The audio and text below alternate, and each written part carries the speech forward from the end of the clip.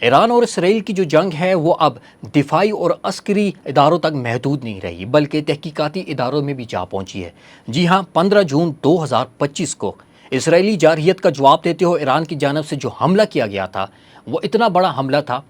کہ اسرائیل کی مشہور تحقیقاتی ادارے وائس مین انسٹیٹیوٹ سائنس کو بھی نقصان پہنچا اور اس کو تباہ و برباد کر کے رکھ دیا۔ یہ صرف ایک عمارت کو تباہ کرنا نہیں تھا بلکہ برسوں کی محنت، تحقیق اور مستقبل کے منصوبوں کو ملبے تلے دفن کر دیا۔ یہ انسٹیٹیوٹس اسرائیل ہی نہیں بلکہ دنیا بھر میں سائنسی ترقی، طبی تحقیق، فزکس، نیورو سائنس اور بائیو ٹیکنالوجی کے میدان میں ایک نمایاں مقام رکھتا ہے۔ دنیا بھر کے محققین یہاں ریسرچ کرنے آتے ہیں اور کئی بین الاقوامی ادارے یہاں کے تجربات اور نتائج پر انحصار کرتے ہیں۔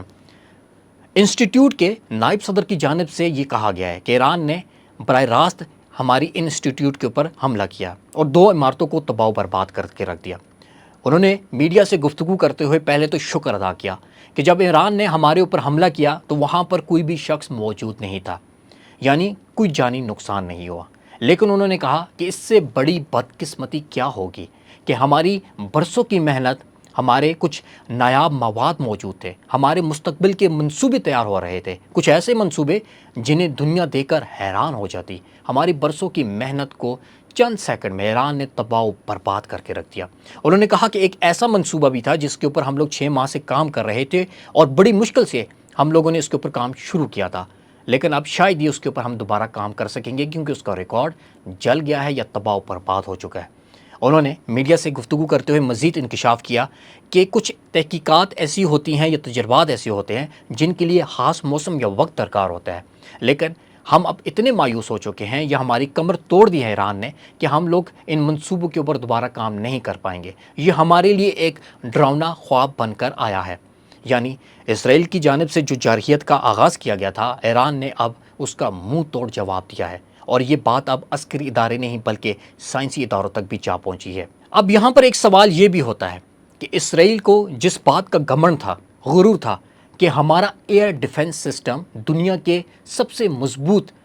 سسٹم میں شمار ہوتا ہے، لیکن ایران کی جانب سے جو حملے کیے گئے ہیں انہیں یہ روک نہ پایا، تو سوال تو بنتا ہے کہ ایران کے جانب سے جو حملے کیے گئے تھے وہ اتنے طاقتور یا اتنی اچھی ٹیکنالوجی کے ساتھ کیے گئے تھے کہ اسرائیل کا مشہور سسٹم وہ بھی ان کو روکنے میں ناکام رہا، جس کی وجہ سے وہ جگہ تباہ و برباد ہوگی جنہیں دنیا کے سب سے محفوظ جگہ سمجھی جاتی تھی۔ Weizmann institute of science جو ہے، یہاں پر دنیا کے بڑے بڑے لوگ آتے ہیں، بڑی بڑی کمپنیاں آتی ہیں، اپنے تجربات جو ان کے منصوبے ہوتے ہیں وہ تیار کرتے ہیں، اس لیے یہاں پر فل سیکیورٹی دی جاتی ہے۔ اب ایران کی جانب سے اس عمارتوں کو تباہ و برباد کرنا سوال تو اٹھاتا ہے کہ اسرائیل کے پاس اب وہ ٹیکنالوجی نہیں تھی یا پھر وہ ہمیشہ سے جھوٹ بولتا رہا کہ ہمارے پاس ایسا دفاعی سسٹم موجود ہے کہ ہم لوگ کسی کو اپنے اداروں کے اوپر یا اپنے ملک کے اوپر حملہ کرنے نہیں دیں گے۔ اب یہاں پر یہ بات رکھنا ضروری ہے کہ جن میزائل سے حملہ کیا گیا ان کی رفتار، طاقت اور تباہ کن صلاحیتیں ان کے پاس موجود تھی، غیر معمولی تھی، اور ان میزائلوں میں ٹھوس ایندھن کا استعمال کیا گیا تھا جس سے انہیں فوری طور پر لانچ کرنا ممکن ہے اور دشمنوں کو بر وقت رد عمل کا موقع بھی نہیں ملتا۔ ایرانی سرکاری میڈیا پریس ٹی وی کے مطابق اس حملوں میں تقریباً 57 کروڑ 20 لاکھ ڈالر کا مالی نقصان اسرائیل کو ہو چکا ہے۔ یہ صرف عمارتوں اور مشینری کا نقصان نہیں بلکہ ان کے تجربات، منصوبوں اور ایجادات کا نقصان ہے جو آئندہ چند سالوں میں انسانیت کے لیے ممکنہ طبی سہولیات، ایجادات یا ماحول دوست ترقی کی راہ ہموار کر سکتی تھی۔ اس واقعے کے بعد دنیا بھر کے سائنسی کمیونٹی میں ایک تشویش کی لہر دوڑ گئی، کیونکہ جنگی ماحول کے دوران سائنسی اداروں کو ہمیشہ سے محفوظ سمجھا جاتا تھا، لیکن ایران کی جانب سے جب اسرائیلی جارحیت کا جواب دیا گیا، جانی نقصان تو نہ ہوا لیکن ان کے خواب چکنا چور ہو کر رہ گئے، تو اس کے بعد اب لوگوں میں یہ بھی تشویش پیدا ہو رہی ہے کہ آنے والی وقتوں کے میں جو جنگیں ہوں گی اس میں جو سائنسی یا تحقیقاتی جو ادارے ہوں گے اب وہ بھی محفوظ نہیں ہیں، وہ بھی براہ راست جنگ میں شریک ہو چکے ہیں۔ کئی بین الاقوامی اداروں نے اس حملے کی مذمت کی ہے اور عالمی برادری سے مطالبہ کیا ہے کہ سائنسی اداروں کو ہر حال میں جنگی کارروائیوں میں محفوظ رکھا جائے، ورنہ انسانیت اجتماعی نقصان کی طرف جا سکتی ہے۔ اب یہاں پر آخر میں یہ سوال پیدا ہوتا ہے، کیا اسرائیل اس نقصان کو پورا کر پائے گا؟ کیا اس کی آنے والی نسل جو ہے وہ اتنی خوشی سے اب سائنسی اداروں میں جا پائے گی؟ اس کا جواب تو آنے والا وقت بتائے گا، لیکن یہاں پر ایک بات باور کرواتا چلے کہ اب یہ بات طے ہو چکی ہے کہ صرف عسکری ادارے ہی نہیں جنگوں میں شامل ہوں گے بلکہ انسانی دماغ بھی شامل ہوں گے۔ اب دوسری جانب امریکہ کے جو بیانات سامنے آ رہے ہیں، ڈونلڈ ٹرمپ نے کہا کہ ہم لوگ اسرائیل کا ساتھ دیں گے، اور اب ڈونلڈ ٹرمپ نے یہ بات بھی کی کہ 2 ہفتے تک ہم ایران کے اوپر حملہ نہیں کرنے والے۔ پہلے اسرائیل نے ایران کے اوپر حملہ کیا، پھر ایران نے اس کا جواب دیا، اور اس کا غصہ ڈونلڈ ٹرمپ کو آ گیا کہ ہم لوگ اسرائیل کا ساتھ دیں گے اور ایران کو یہ بات کہتے ہیں کہ ہم تمہارا شہر تہران کو تباہ و برباد کر دیں گے۔ لیکن یہاں پر ایران نے وہ جواب دیا کہ جس کو سننے کے بعد ڈونلڈ ٹرمپ بھی سوچنے پر مجبور ہو گئے اور 2 ہفتے کا ٹائم ایران کو دے دیا۔ امید کرتے ہیں کہ یہ جنگ ختم ہو جائے گی، کیونکہ ایران بھی پیچھے ہٹنے کو تیار نہیں۔ ایران نے اپنے بڑے بڑے لوگ، جس میں آرمی چیف،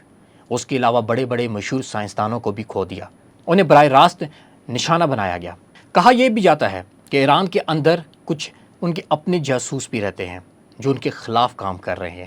خاص کر ہندوستان سے تعلق ہے ان کا،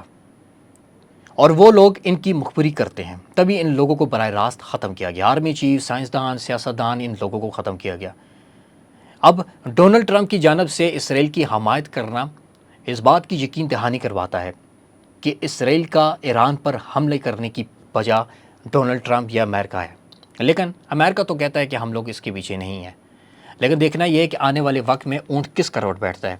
کیا ڈونلڈ ٹرمپ 2 ہفتے کی جو ڈیڈ لائن ہے اس کو ختم کر دیں گے، ان کی آپس میں رضی نامہ ہو جائے گا، ان کی صلح ہو جائے گی؟ کیونکہ اسرائیل جو ہے وہ مجبور ہو چکا ہے، اس کی عوام جو ہے وہ بنکرز میں چھپ رہی ہے، کیونکہ جب ایران حملہ کرتا ہے تو وہ بنکر میں چھپ جاتے ہیں، اور اس کی وجہ سے جانی نقصان اتنا نہیں ہو پاتا۔ اس لیے اسرائیل والوں کو پہلی مرتبہ پتہ لگا ہے کہ آخر یہ جو بم دھماکوں کی آوازیں ہوتی ہیں کتنی خوف زدہ ہوتی ہیں۔ تو آنے والا وقت بتائے گا کیا جنگ بندی ہو جائے گی، کیا اسرائیل جو ہے وہ ہار مانے گا یا پھر ایران پیچھے ہٹ جائے گا۔ فی الحال تو یہی لگتا ہے کہ اسرائیل ڈرا ہوا ہے، لیکن اسے امریکہ مجبور کر رہا ہے کہ شاید کہ اگر تم پیچھے ہٹے تو لوگ تم پر باتیں کسیں گے، جیسے کہ ہندوستان کے لوگ مذاق اڑا رہے ہیں کہ انہوں نے پاکستان پر حملہ کیا اور آج ہندوستان پوری دنیا میں رسوا ہو رہا ہے، اور ان کے اپنے لوگ کہہ رہے ہیں کہ پاکستان پر حملہ کر کے تم نے سب سے بڑی بھول کی، انہوں نے تمہیں شکست دی اور آج تم جو ہو وہ شکست کھا کر بیٹھے ہوئے ہو۔ امریکہ نے بھی ہندوستان کا ہر لحاظ سے ساتھ چھوڑ دیا ہے۔ تو اسرائیل کیا جنگ بندی کی طرف جائے گا؟ کیا ایران جو ہے وہ خاموشی اختیار کرے گا؟ اور کیا ان لوگوں کو سزا دی جائے گی جو ان کے اندر موجود ہیں اور ان کی مخبری کر رہے ہیں؟ آنے والے وقت میں کیا ہوتا ہے آپ سے ضرور شیئر کریں گے۔ تب تک کے لیے آپ اپنا خیال رکھیے گا اور ہمارے چینل ASFE World TV کو سبسکرائب کرنا نہ بھولیے گا۔ آپ کا بہت شکریہ۔